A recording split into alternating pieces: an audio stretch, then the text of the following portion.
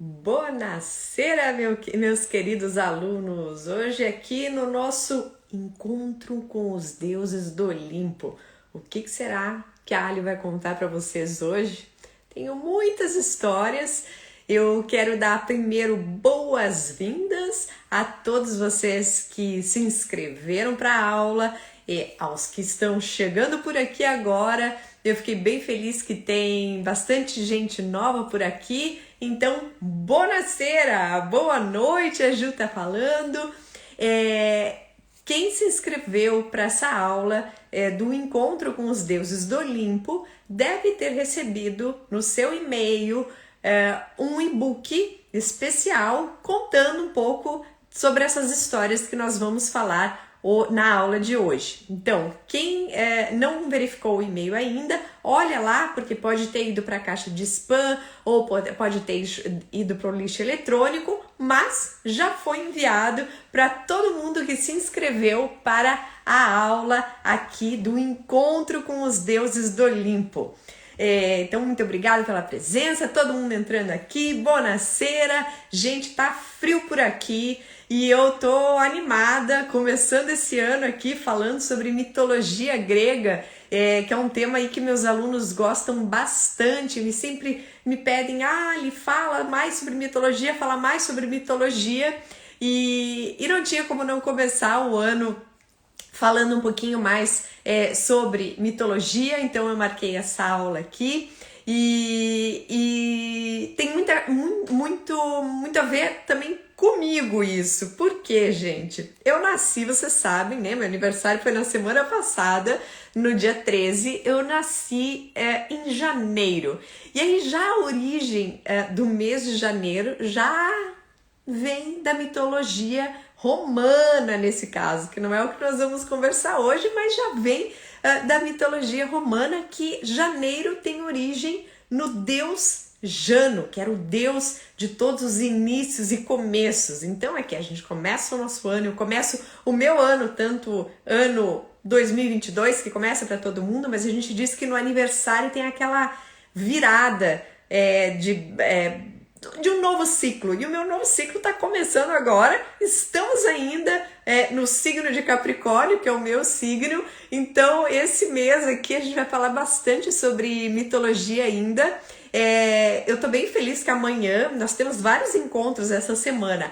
Amanhã nós teremos o encontro de leitura às 8h08 do horário de Brasília. Então eu espero vocês para o nosso encontro de leitura. E também na quarta-feira eu tô curiosa para a Nina, que é astróloga, me contar. Ela falou, eu preciso te contar coisas sobre o teu signo. E daí a gente vai montar uma coisa bem legal, falando sobre o signo de Capricórnio e falando sobre o mito. Acho que vocês vão gostar. Então tudo isso vem ideia daqui da Ali, do dia do aniversário e tudo mais. Vocês viram que eu sou bem louca, né? Caminhei no dia do meu aniversário, mostrei Roma inteirinha para vocês, mas eu adoro isso.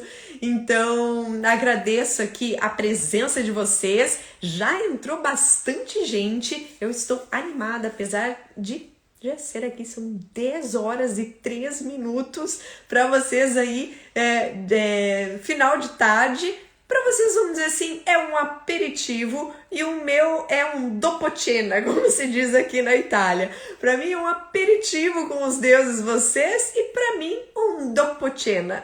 Então vamos lá, eu estou animada para começar. Quem é novo por aqui, eu quero dizer como é que funciona. Eu normalmente fecho os comentários agora, explico todo o encontro com os deuses do Olimpo e depois, no final, eu volto para as perguntas e esclarecimentos, comentários de vocês, certo? Então, vamos lá, vamos para o nosso encontro com os deuses do Olimpo, que já está cheia a minha sala aqui, ó, quase 100 pessoas. Eu tava quase me esquecendo. Vocês façam uma coisa, lá embaixo tem aquele triângulozinho assim, aquele aviãozinho. Mandem para os amigos de vocês aí para vir assistir, para participar do nosso encontro, e também façam que nem vocês estão fazendo aqui, eu adoro coraçãozinho, pra gente, para mais pessoas chegarem por aqui. Então vamos lá, vou travar os comentários e vamos para o nosso encontro com os deuses do Olimpo. Desativando os comentários. A proposta no nosso encontro de hoje é a gente entender como tudo começou. Porque a gente fala dos deuses gregos, deuses romanos, eles estão presentes no nosso dia a dia em um filme, em um desenho animado, até em obras de arte, quando nós visitamos museus ou caminhando pela rua, ou quando a gente visita uma cidade e diz, aqui era um templo dedicado a Apolo, aqui era um templo dedicado a Zeus. Mas como é que tudo isso começou? De onde surgiu o mito? Como foi a origem de tudo? No que os gregos acreditavam? Na verdade, a mitologia ela surge para dar uma ordem ao universo e às coisas, para explicar coisas que aparentemente eram inexplicáveis.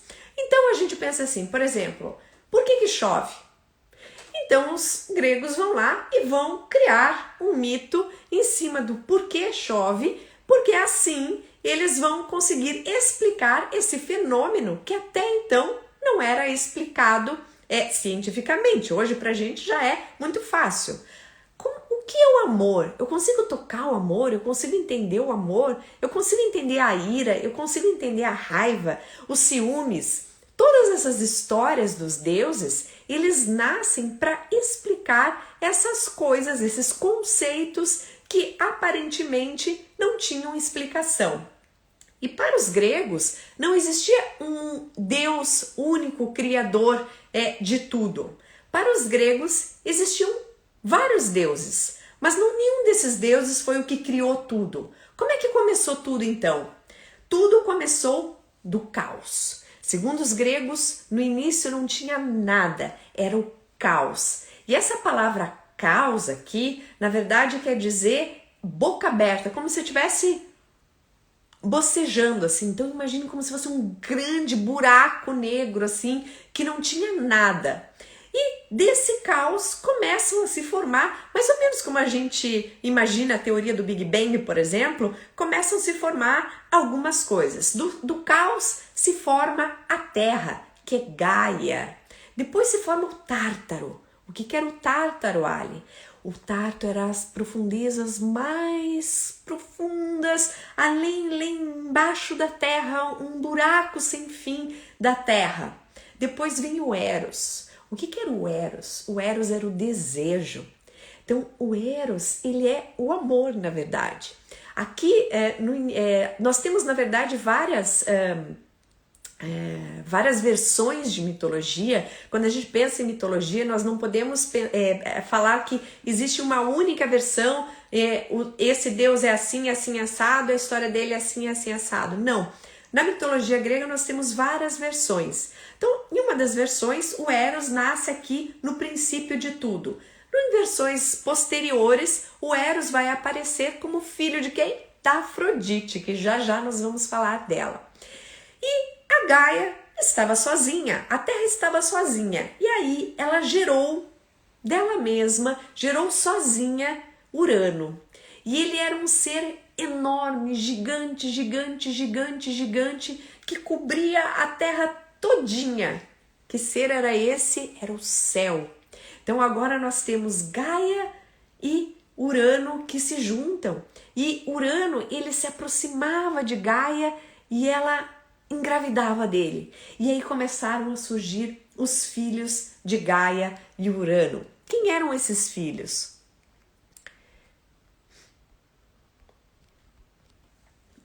Primeiro nasceram os hecatônqueros, que eram os 100 mãos ou 100 braços com 50 cabeças. Eram gigantes, horríveis, feios. Imaginem 50 cabeças, gente, 50 mãos, eram seres deformados, ainda não tinha ordem, era desordem ainda. Depois vieram os ciclopes, que eram gigantes também. E esses ciclopes, eles eram enormes e não tinham 2 olhos, eles tinham um olho só, bem no centro da testa. E Urano não gostava de ter filhos assim tão horrendos.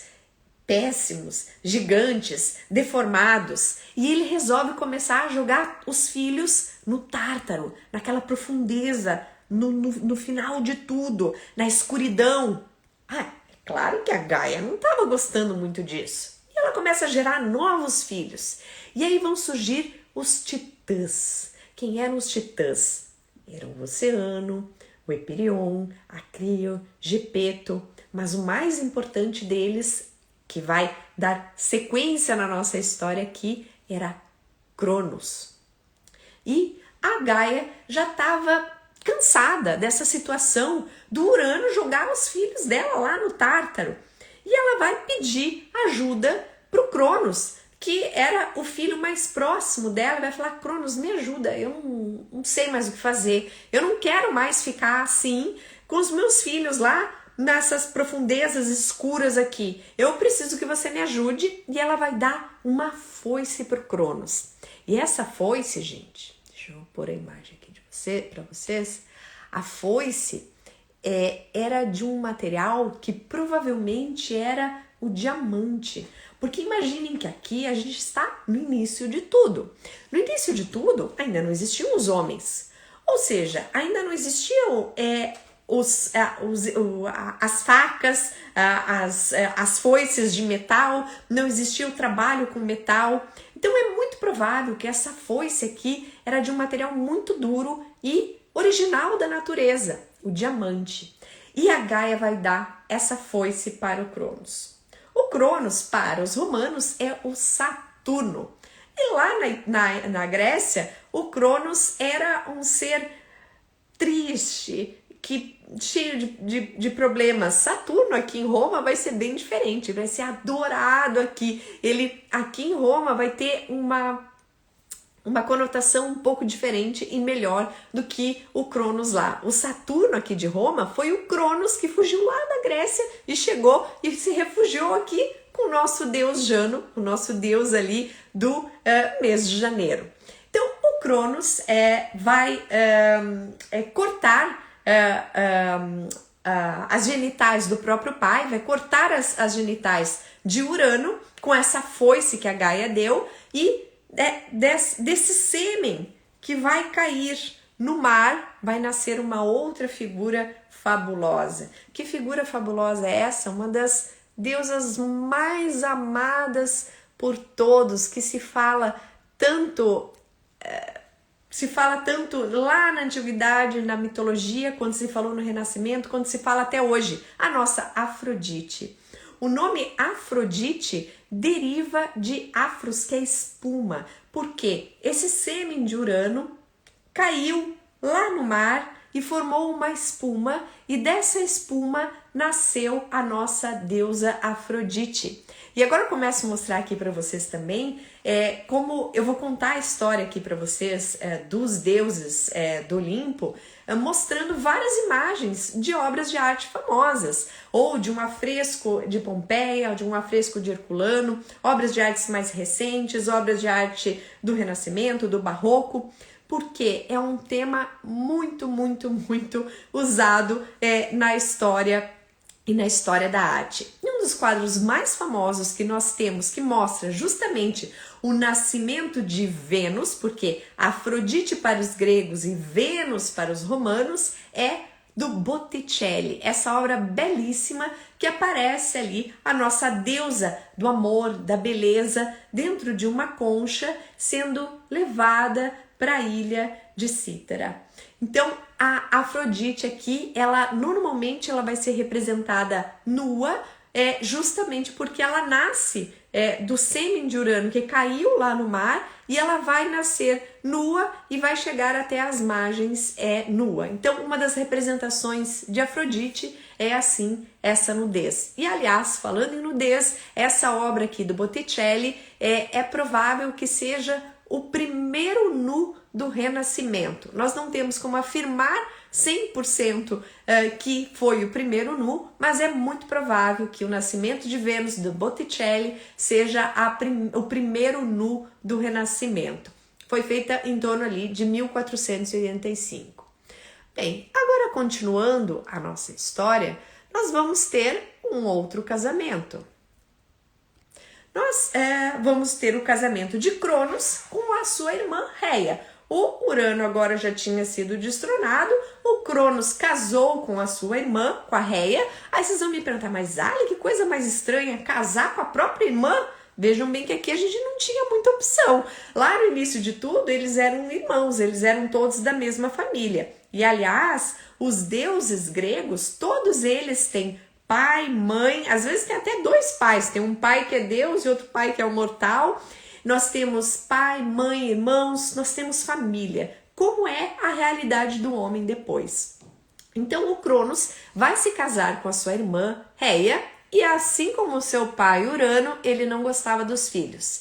Na verdade, ele não queria ser destronado por nenhum dos filhos. Então o que ele fazia? Dessa vez ele comia os próprios filhos. E aí a gente tem aqui uma obra bem famosa chamada Saturno Devorando Seus Filhos, que é do Francisco Goya, já ali século XIX, nós estamos aqui, que aparece essa figura bastante assustadora, de certa forma, do Saturno, que é o nome para os romanos, engolindo os seus próprios filhos. E aí a Reia falou assim, mas não é possível, eu não quero mais que o meu marido fique engolindo todos os meus filhos. Eu preciso fazer alguma coisa. O que ela fez? A Reia, quando estava grávida, novamente, dessa vez ela estava grávida de um deus que será bastante importante na história dos deuses do Olimpo, ela estava grávida de Zeus. E aí ela falou assim, eu não vou dessa vez dar o meu filho pro Saturno, pro Cronos comer. Eu vou fugir. Ela fugiu, foi para a ilha e aí lá dentro de uma caverna o Zeus nasceu. Ela voltou, embrulhou uma pedra como se fosse um bebê assim, com panos como se fosse um bebê e deu pro marido dizendo, olha aqui, esse é o filho que nasceu. Aí ele falou, tá bom, comeu. Aí a gente tem várias versões. Uma das versões ele se deu conta que não era verdade, que ele tinha engolido uma pedra e cuspiu e jogou longe a pedra. Mas fato é que o Zeus ficou lá na ilha, ficou tranquilo, foi criado, amamentado por uma cabra chamada Amalteia. E quando ele ficou adulto, ele falou assim, bom, agora é hora de eu ajudar mais ainda minha mãe e os meus irmãos. Ele decidiu que ele queria trazer de volta todos os irmãos que o Cronos tinha comido. O que ele fez? Ele pediu ajuda para Metis. A Metis era a inteligência. E ele vai falar para Metis assim, Metis, me ajuda. Ela vai fazer uma espécie de um veneno que vai dar para o Cronos e o Cronos vai vomitar todos os filhos. E aí que começa a nossa história, que começam a nascer os deuses do Olimpo. O Zeus salvou, vamos dizer assim, os irmãos dele, vai ser travada uma grande briga em várias batalhas do Zeus com os seus irmãos contra Cronos, e o Zeus vai vencer e vai virar o principal deus grego. E aí eles vão dividir o mundo, vamos dizer assim, em 3 reinos. Um reino vai ficar com Zeus, que vai ficar com o reino dos céus e de todas as coisas superiores. O Poseidon vai ficar com o mar, com as águas, com o reino das águas. E o Hades vai ficar com o reino, com o mundo dos mortos, com o reino de Hades, com o mundo inferior. Então, temos a divisão do mundo e agora vamos conhecer cada um desses deuses que formava os deuses do Olimpo. O Zeus, ele vai fazer essa casa dos deuses no Monte Olimpo, que era tão alto, tão alto, tão alto, que a gente daqui de baixo da terra não conseguia ver a casa dos deuses. E ali ele vai colocar os seus irmãos e os outros deuses que vão aparecer no Olimpo são filhos de Zeus ou filhos de Hera, e assim a gente vai formando essa grande,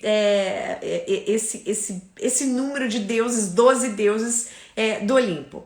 O Zeus, para os romanos, era chamado de Júpiter. E ele então era o deus do céu e das regiões superiores, e ele tinha uma característica que era bem forte quando ele era representado: o raio.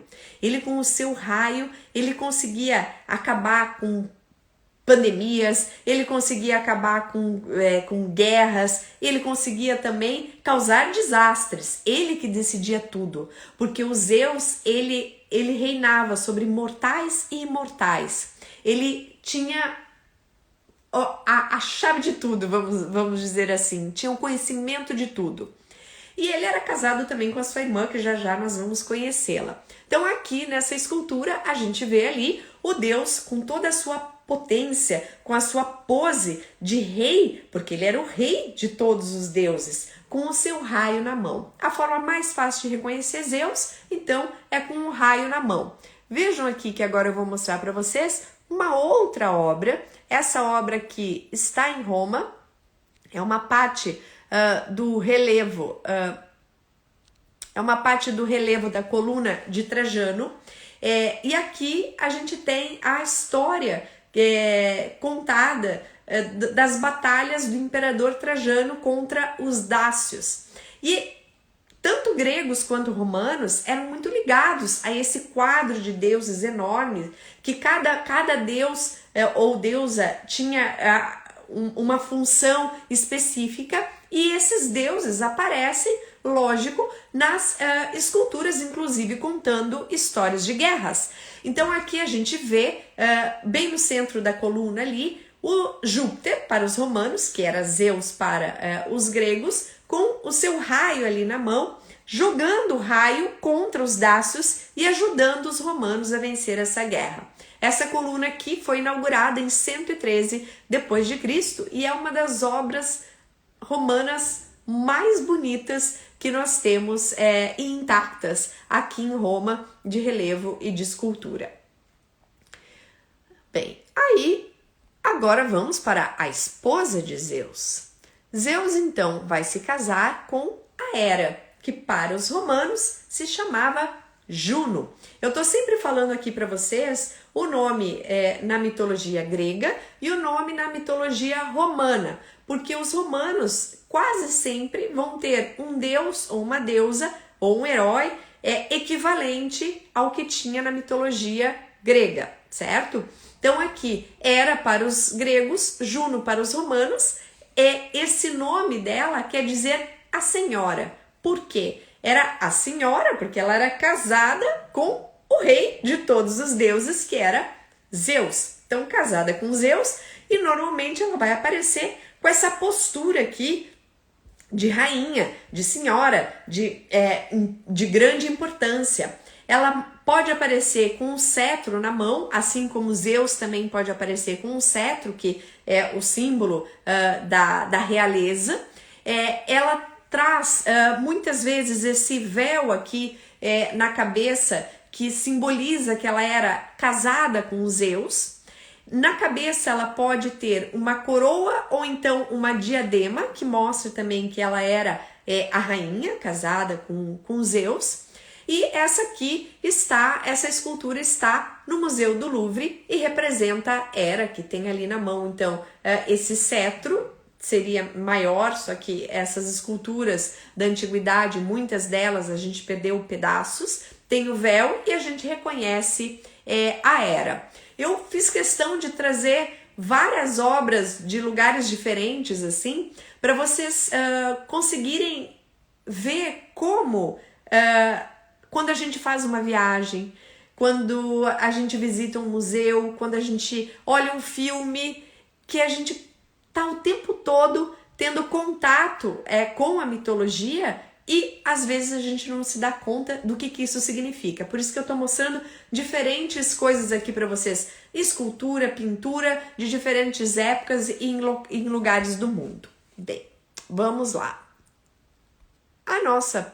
O nosso próximo deus seria o Poseidon. O Poseidon, então, na divisão dos reinos, ficou como com as águas. Ele era o senhor dos mares, das águas, dos terremotos, dos cavalos. Foi ele que inventou o cavalo e das fontes. Os romanos chamavam Poseidon de Netuno.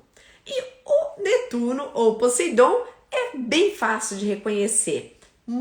Geralmente ele aparece com o tridente na mão. O que é o tridente? É uma espécie de um garfo com 3 pontas assim, que era o símbolo de Poseidon.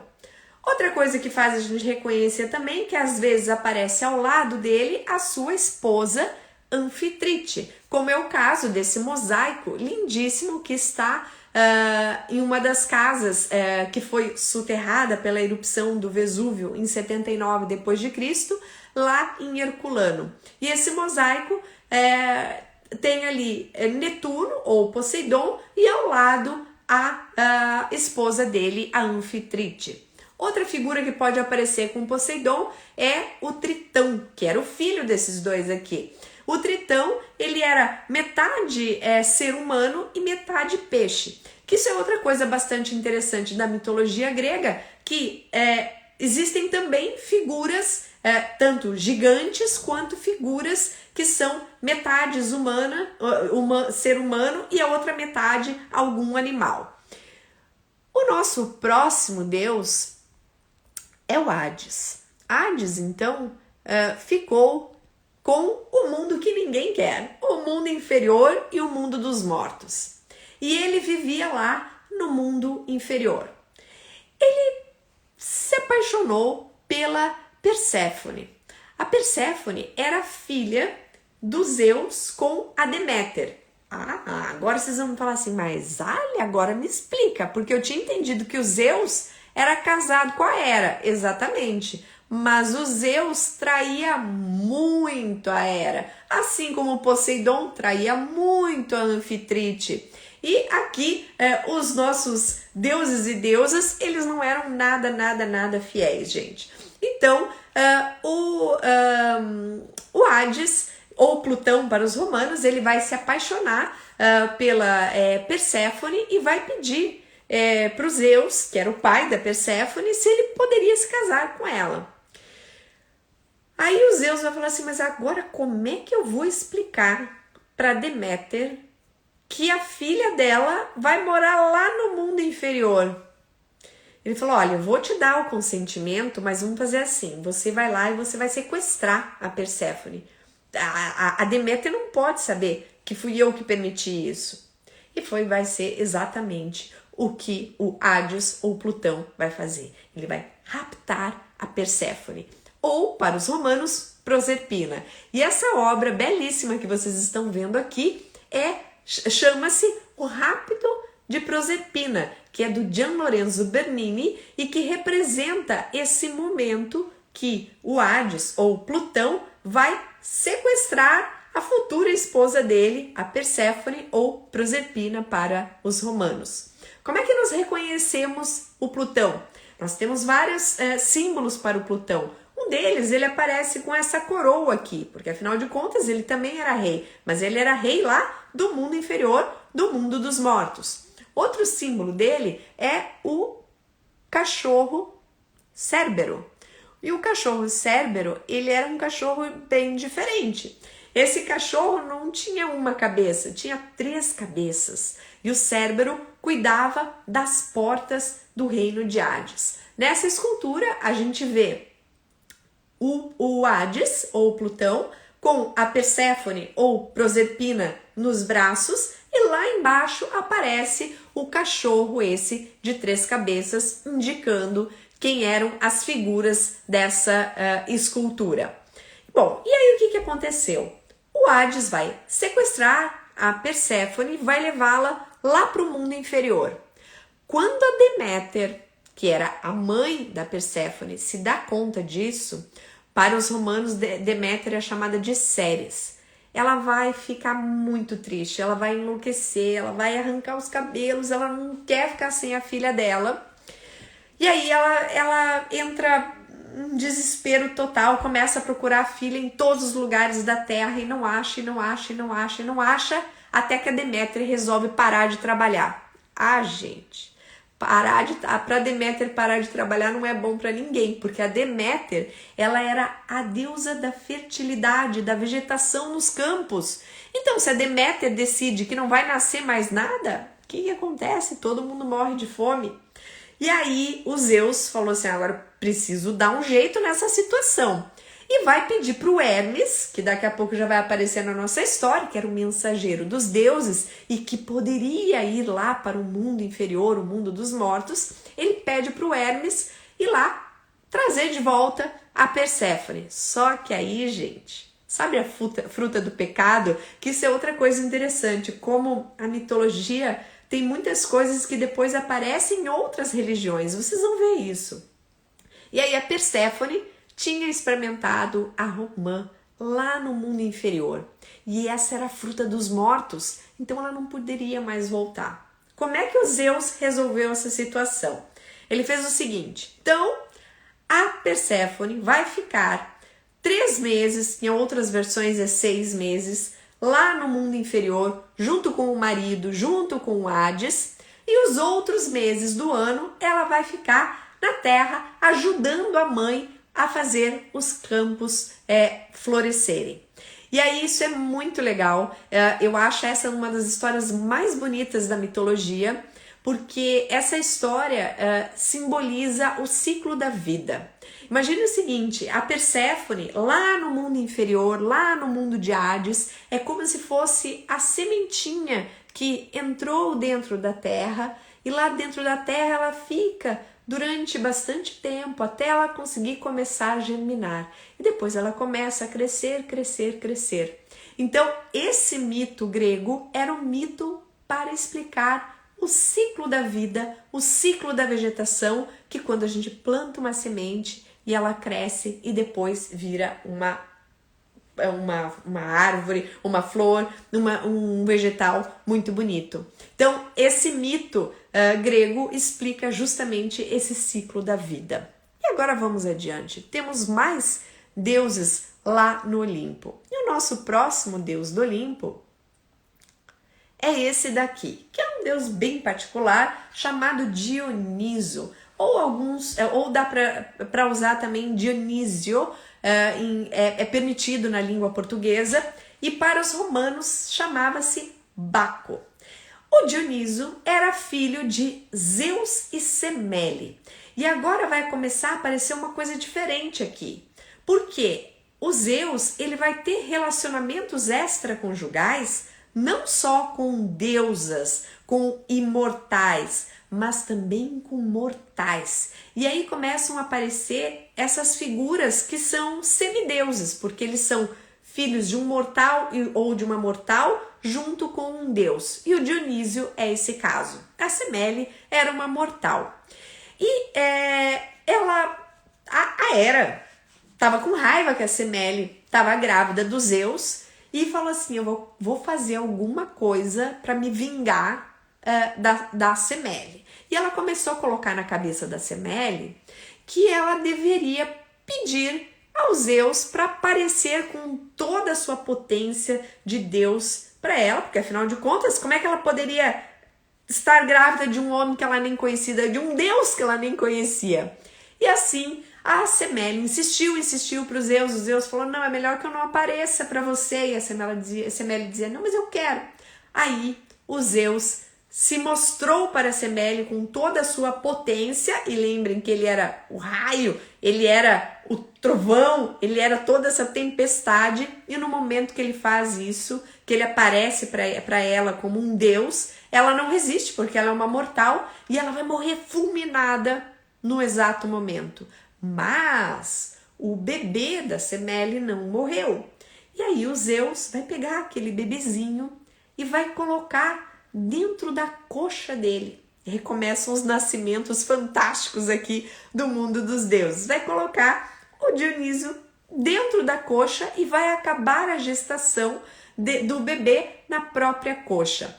Essa cerâmica grega aqui, que é em torno do ano de 400 a.C., mostra esse momento do nascimento de Dionísio, o deus do vinho, do teatro, da uva, nascendo da coxa de Zeus. Então é o nenezinho ali nascendo da coxa de Zeus. E o Baco, ou Dioniso, é uma das figuras mais representadas na história da arte aqui. Essa obra belíssima aqui do Caravaggio, que mostra esse deus do vinho com toda a sua simbologia. Como é que nós reconhecemos o Dioniso nas obras de arte? Nós reconhecemos por alguns símbolos. Por exemplo, ele normalmente traz um copo de vinho na mão.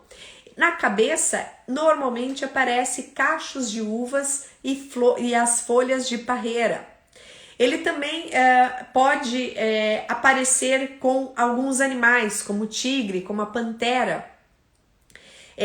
E o Dioniso, ele vai criar o vinho, ele vai criar o teatro, mas o vinho para ajudar os humanos, ajudar a humanidade a esquecer os seus problemas. Olha só, gente, como o mito, ele dá explicação para as coisas, porque se entendia que beber o vinho, se você exagera quando você bebe o vinho, você começa a sair do seu estado natural, vamos dizer assim, você começa a ficar mais feliz, você começa a esquecer dos problemas. E aqui é a ideia do mito, que o Dioniso cria o vinho justamente para deixar as pessoas fugirem um pouco dos seus problemas e encontrarem um pouco de felicidade. Olha só que interessante. Bem, o nosso próximo deus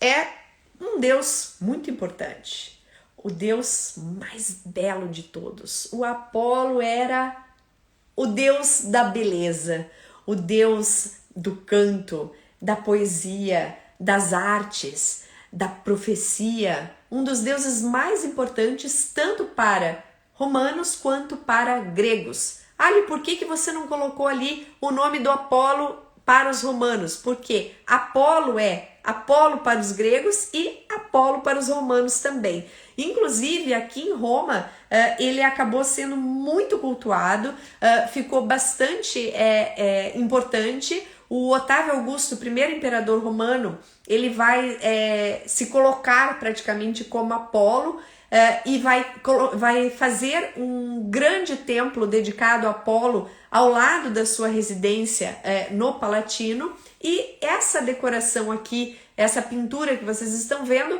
foi encontrada justamente na área do Palatino e ela é do período do imperador romano, do Otávio Augusto. E aqui a gente tem a representação do deus Apolo como músico, que muitas vezes ele aparece com a cítara ou com a lira, que é esse instrumento musical, por isso que ele chama Apolo Citaredo, que está ali tocando.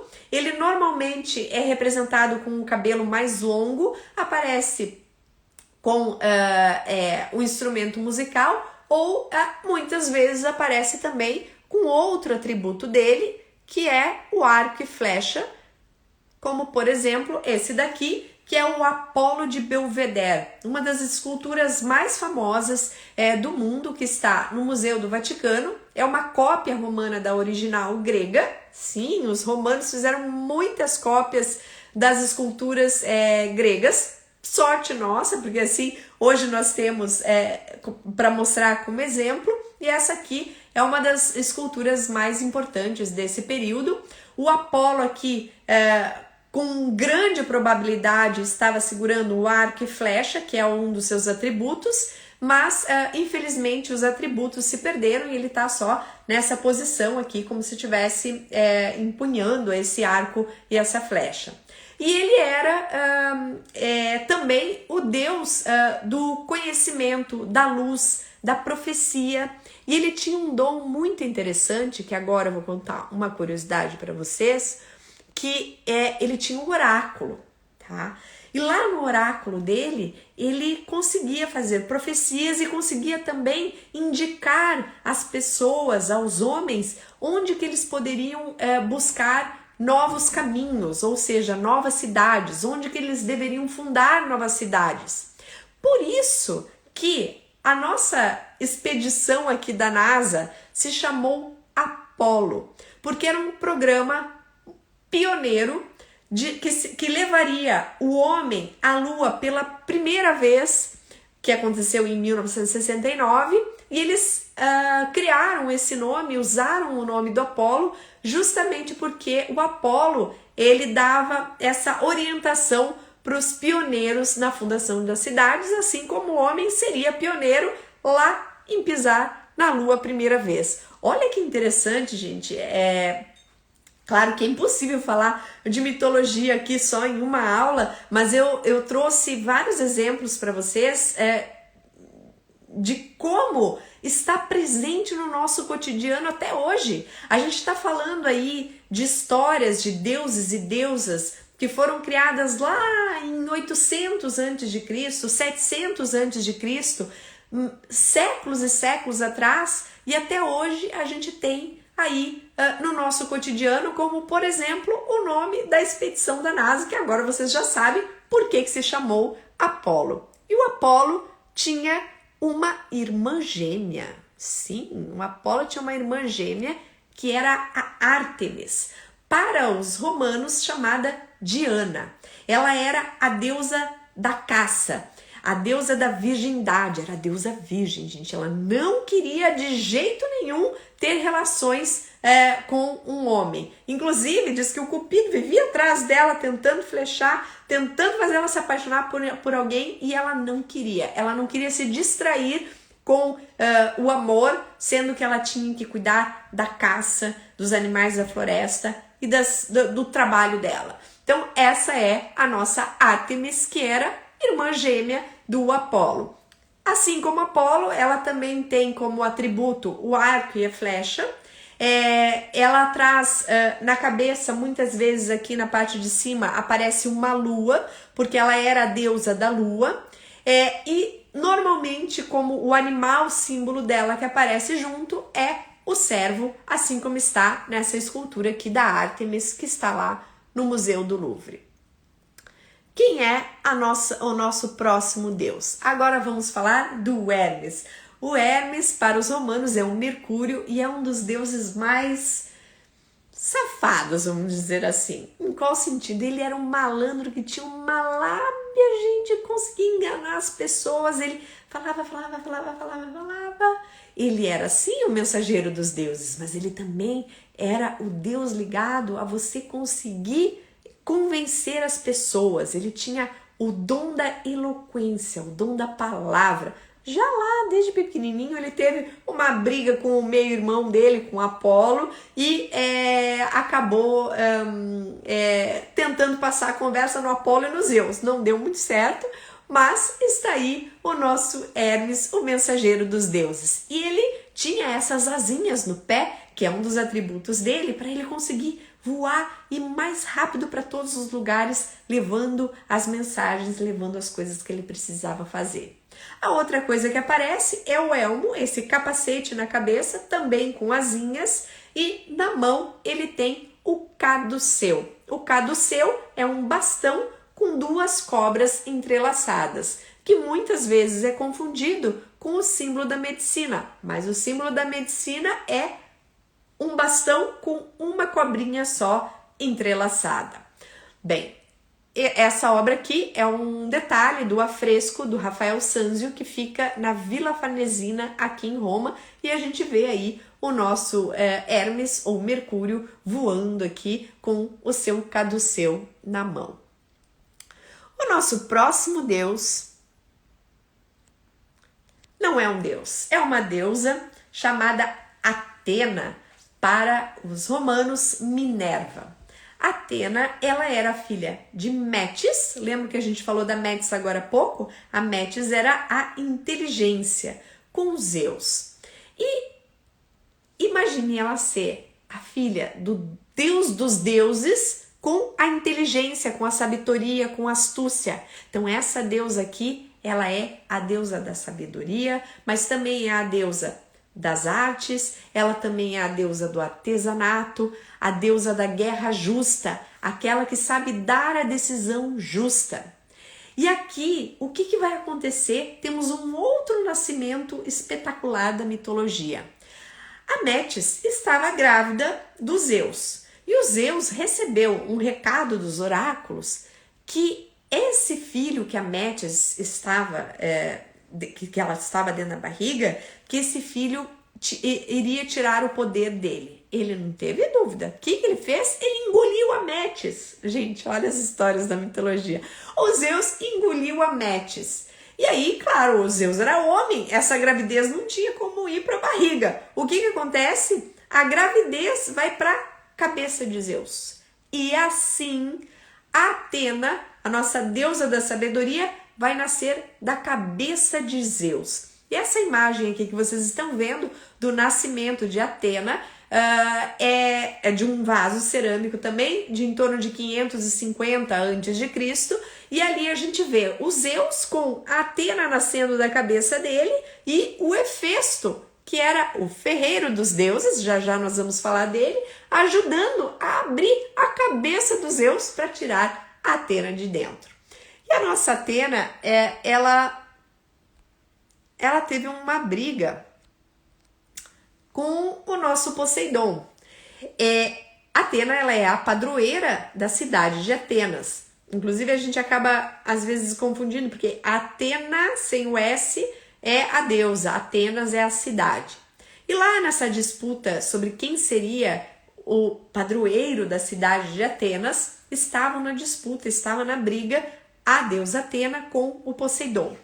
E entre outras coisas, eles tinham que dar um presente para os atenienses. Atena deu uma oliveira. O Poseidon deu um cavalo, porque foi ele que criou o cavalo. Então ele deu um cavalo. Aparentemente, parecia que o cavalo era melhor do que a oliveira.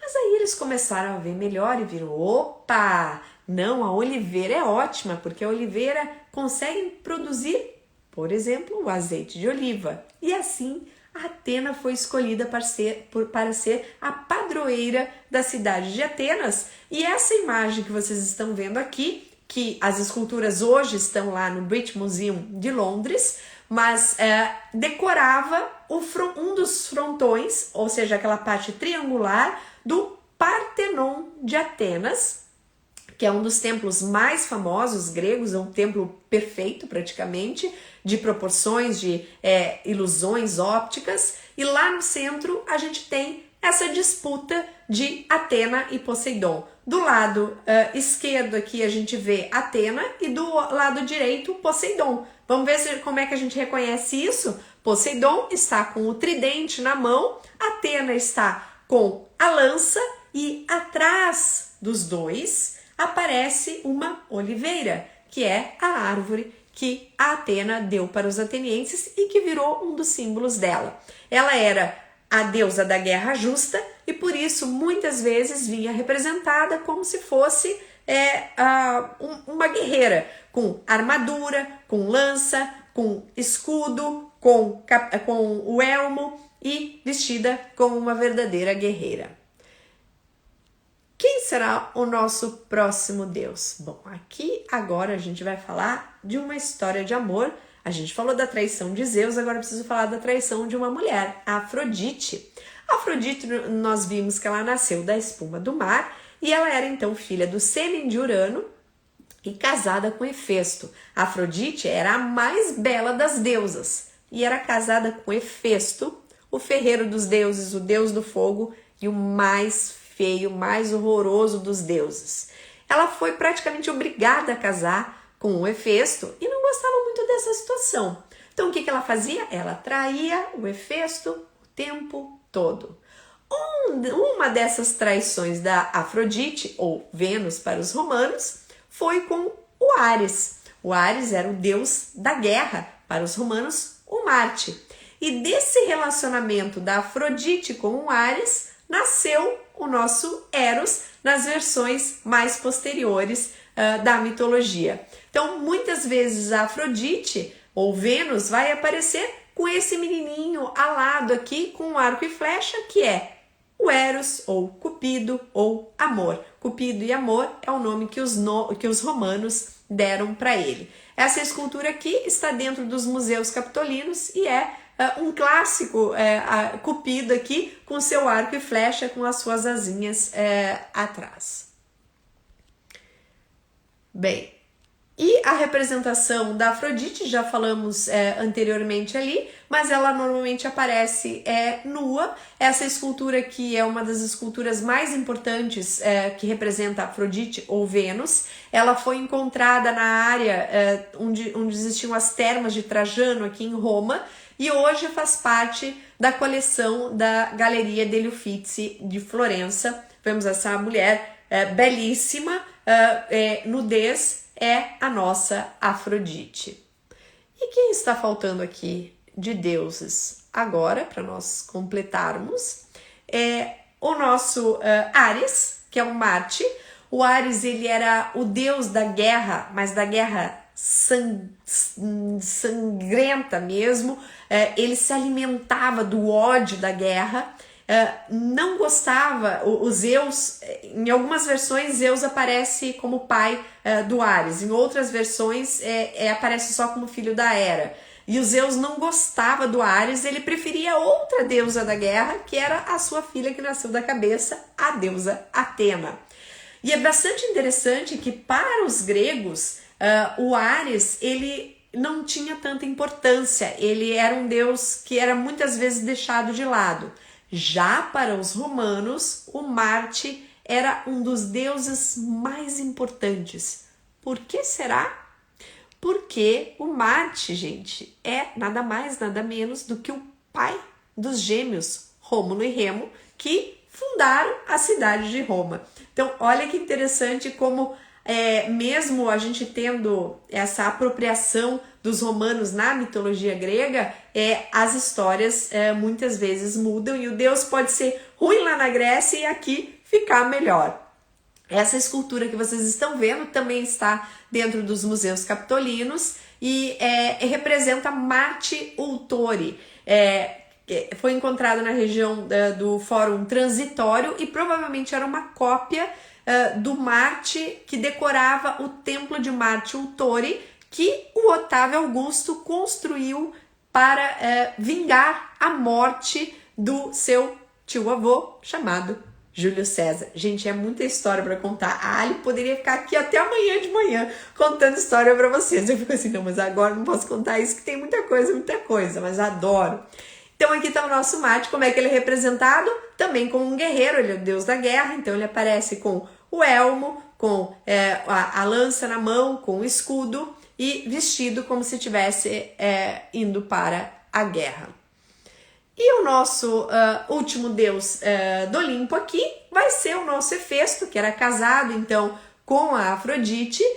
Para os romanos ele era chamado de Vulcano e era filho de Zeus e Hera em algumas versões, em outras versões ele não é filho de Zeus. Ele era um deus bastante importante porque ele era o deus do fogo e também ferreiro dos deuses, ou seja, ele fabricava armas, ele fabricava um martelo, fabricava um machado. Então os símbolos que para a gente reconhecer o Hefesto é justamente isso, são essas armas que ele fabricava. Muitas vezes ele aparece no ambiente de trabalho dele aqui, como esse daqui, que se chama A Forja de Vulcano, do Velázquez, onde aparece o Vulcano com os seus ajudantes ali, trabalhando com o ferro. E agora eu vou abrir os comentários e eu vou abrir os comentários para vocês fazerem as perguntas de vocês, mas antes de de responder as perguntas, eu quero dar um recado para vocês, porque vocês viram que a Ali aqui tem muita coisa para contar. Então, seguindo as solicitações aqui dos meus alunos e desse tema que é tão apreciado por vocês, eu resolvi montar um curso um pouco diferente, na verdade, porque vocês viram já por esses últimos dias as histórias que eu contei para vocês. Eu gosto de relacionar a história da mitologia grega com a mitologia romana, ver como é que isso está no nosso dia a dia. Não é só aquela mitologia que a básica, que a gente vai lá, busca na internet e consegue a resposta. Aqui, a ideia desse curso eu compilei, vamos dizer assim, em 7 aulas muito legais, histórias diferentes que trazem mitologia grega, mitologia romana juntas. Esse curso abriu as inscrições agora, vocês são os primeiros a saber. O link das inscrições está na minha bio e presta atenção aqui, quem já é meu aluno e comprou algum curso ou faz parte do grupo VIP, já recebeu por e-mail um desconto especial de fidelidade das aulas com a Ali. Então, além do desconto que eu vou dar aqui nessa semana de lançamento do curso, os alunos vão ganhar também um desconto especial.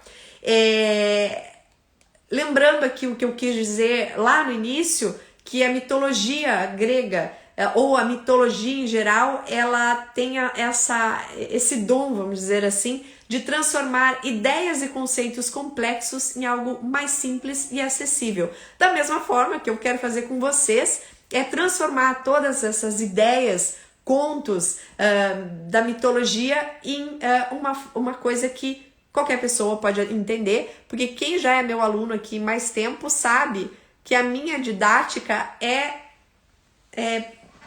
ensinar de uma maneira leve, descontraída, colocar coisas do dia a dia nessas aulas, a gente entender por que a gente estuda a história, por que a gente estuda a história da arte. Então, nesse curso eu quero mostrar para vocês tudo isso junto em 7 aulas, e eu tenho o prazer de contar para vocês também que o professor Denis Xavier aceitou fazer a aula de abertura do curso, que será no dia 26 de janeiro, e o Denis, muita gente aqui já deve conhecer o professor Denis, ele é fantástico, ele é PhD em História Antiga, e vai poder dar na aula de abertura todo o fundamento da mitologia, da origem, do ponto de vista da filosofia, o que é muito interessante, porque depois, durante o curso, durante as outras 6 aulas, eu vou explicar para vocês, e vocês vão ter, além da história e das obras de arte, vocês também vão ter a base filosófica nessa primeira aula, na aula inaugural. Então, na segunda aula, nós falaremos sobre o início do mundo dos deuses de uma forma mais detalhada, contando como é que foi esse início de tudo, quando saiu do caos, a Gaia, Urano e todas as histórias. Depois, a divisão dos reinos de Zeus, Poseidon e Hades, na terceira aula. Na quarta aula, eu vou contar com detalhes a importância do Apolo e dos oráculos, das musas, quem eram as musas, onde o Apolo ficava, onde estava o principal templo de Apolo. Na quinta aula nós falaremos dos nascimentos fantásticos, dando mais ênfase e contando a história completa de Atena, Dionísio e outras histórias importantes da mitologia grega. Na sexta aula vai aparecer o Prometeu, que é o primeiro homem, e aí a gente vai conhecer o primeiro homem, a primeira mulher, a Pandora com a sua caixa, onde restou somente a esperança. E finalmente na sétima aula nós teremos os grandes heróis da mitologia, como Hércules, Perseu, Teseu e outros. Essas 7 aulas vão acontecer ao vivo pela plataforma Zoom nos dias 26 e 31 de janeiro, 2, 7, 9, 14 e 16 de fevereiro. As aulas são ao vivo, mas eu gosto de deixar isso bem claro, porque tem gente que pensa, Ali, mas eu não vou poder assistir a 1h da tarde no dia tal. Não tem problema, porque essas aulas elas são gravadas e depois são disponibilizadas na plataforma Hotmart, onde lá na plataforma Hotmart você pode ver quantas vezes quiser. Você pode assistir 3, 4, 5, 10 vezes se quiser a aula durante o período de 2 anos. Ali, mas eu não sei usar a plataforma Hotmart, não sei usar o Zoom. A nossa estrutura aqui, eu tenho a Daniela que me ajuda, E a Dani, ela sempre monta uma explicação, um tutorial com vídeos mostrando, olha, você tem que fazer isso, isso, isso e isso. E é bem fácil de usar. Se ainda assim não conseguir usar a plataforma, a Dani dá toda a orientação sobre como usar tanto o Zoom quanto o Hotmart. Eu coloquei ali vagas limitadas porque para essas aulas ao vivo, esse primeiro período aqui de lançamento, nós temos vagas limitadas, porque ao vivo eu não posso estar com tantas pessoas assim. Então, a nossa primeira venda aqui é um curso que eu vou falar que eu tô bem feliz porque foi o que teve mais inscrições para assistir a aula. Isso quer dizer que tem muita gente interessada e quem quiser, então, já garante a vaga, porque depois de um determinado número eu vou ter que fechar e vai abrir só com um valor maior. E essa parte, que é a parte mais legal de todas, que tudo isso, olha, o Denis na primeira aula, por apenas, gente, R$280. O valor do curso, depois do lançamento, ele vai continuar à venda, mas ele vai custar R$349. O valor de lançamento, ou seja, essa semana até o dia 24, nós teremos o valor especial de R$280. Esse valor pode ser pago com um cartão de crédito à vista ou parcelado. O parcelado tem juros, porque a própria plataforma Hotmart traz esses juros.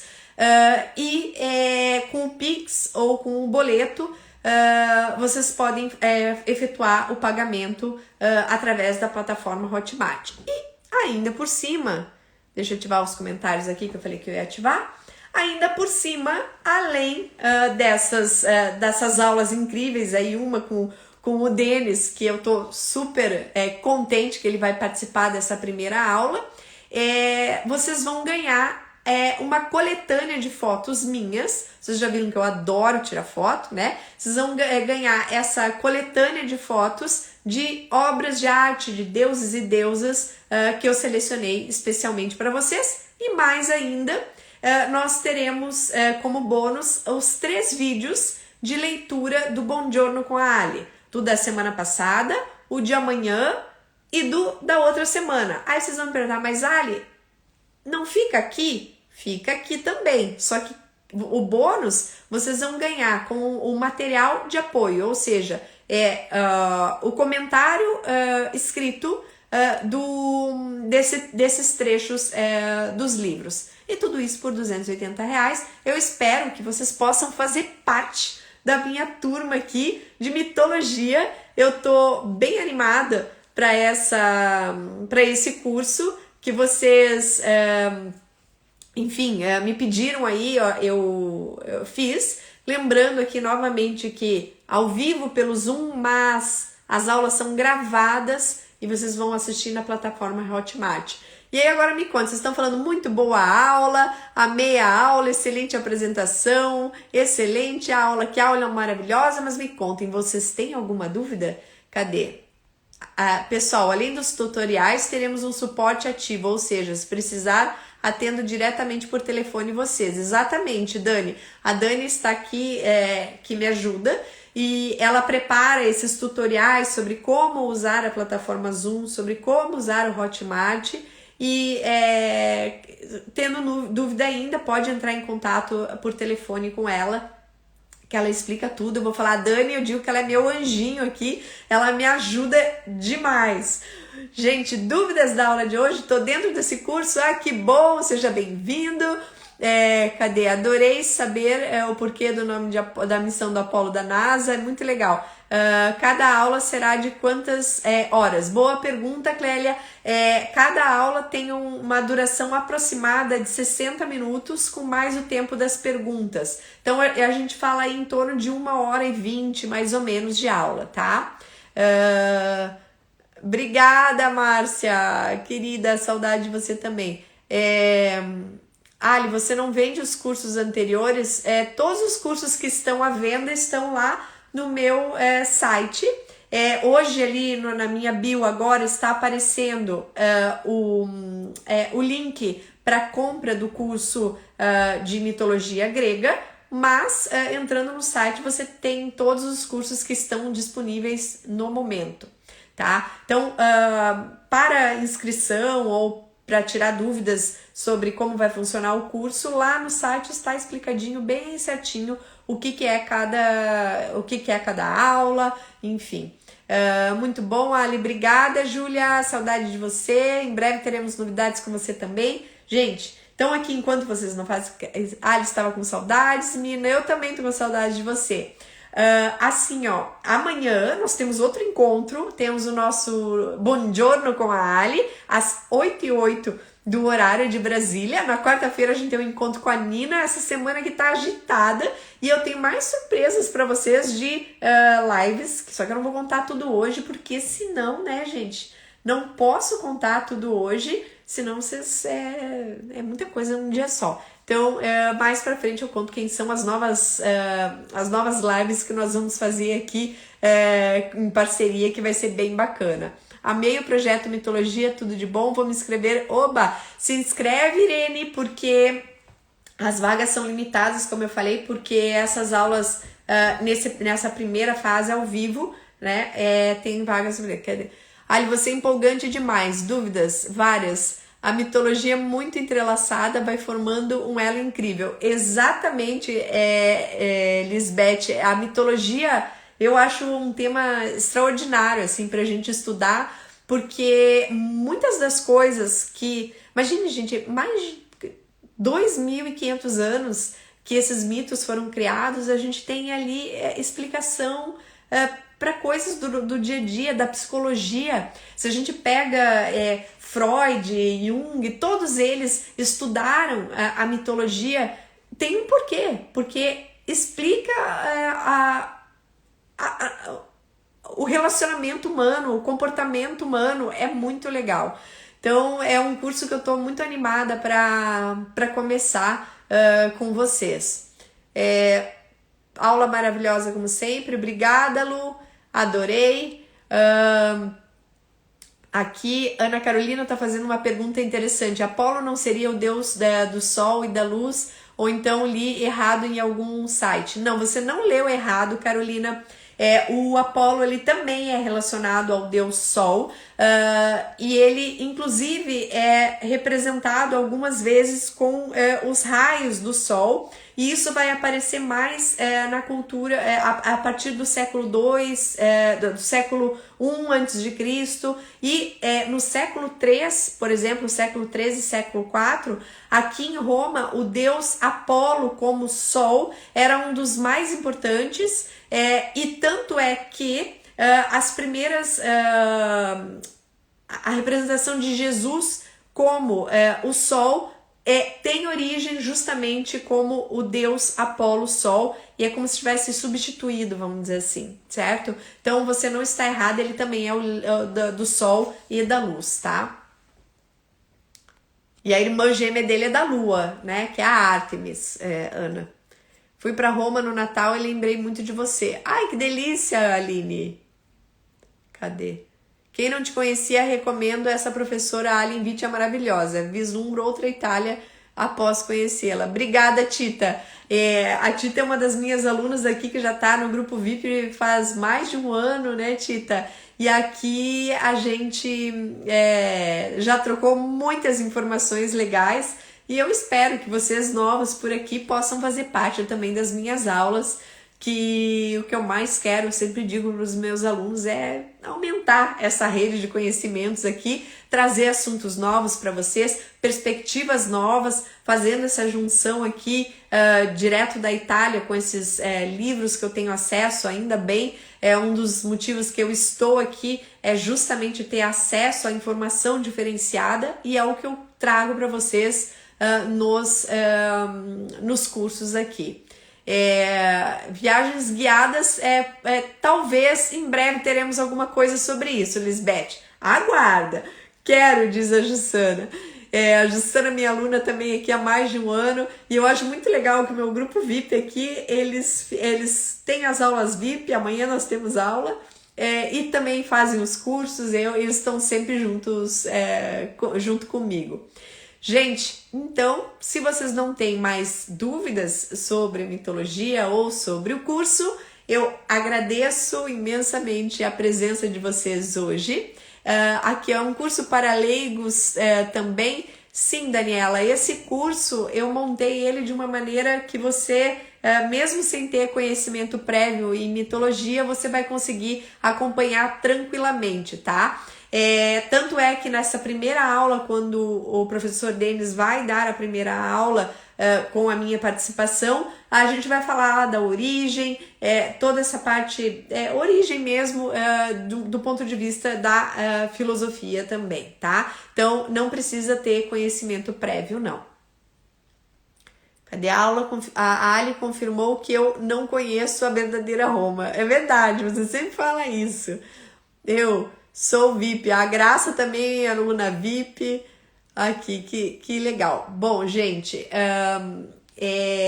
eu vou encerrar aqui então a aula de hoje. Adoraria ficar horas aqui conversando com vocês, mas amanhã de manhã a gente se encontra no nosso Buongiorno com a Ali, que eu adorei essa minha ideia aqui de leitura. Faz um tempo que eu queria fazer isso. Esse ano eu falei, eu vou começar, vocês viram, né? Voltei a correr, voltei a fazer exercício, todas as ideias que estavam na minha cabeça eu comecei a colocar em prática, e uma delas era fazer essas leituras coletivas com vocês.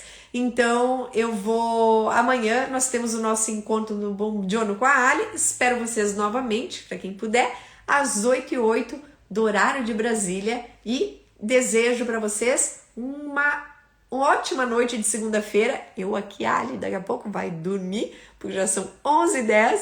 A Ali vai dormir para amanhã estar 100% para vocês no Buongiorno com a Ali. Beijo grande para vocês e a gente se vê em breve.